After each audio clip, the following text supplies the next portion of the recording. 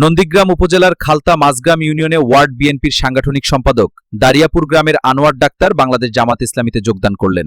আমাকে জিজ্ঞেস করবেন না আমি বিএনপি থেকে জামাত ইসলামে কেন আসলাম।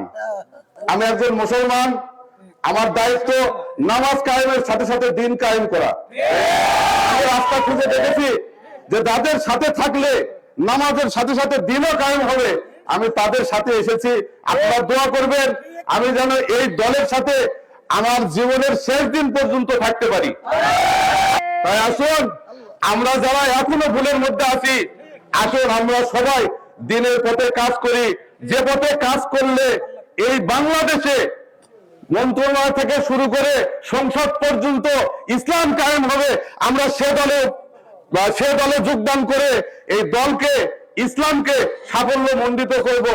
ইসলামী ছাত্র শিবির জামাত ইসলামী সেই প্র্যাকটিস করায়। এই জন্য আমরা বুকে হাত দিয়ে বলতে পারি, আগামী দিনের দুর্নীতিমুক্ত বাংলাদেশ জামাত ইসলামী এবং 10 দলীয় জোটে করতে পারবে ইনশাআল্লাহ।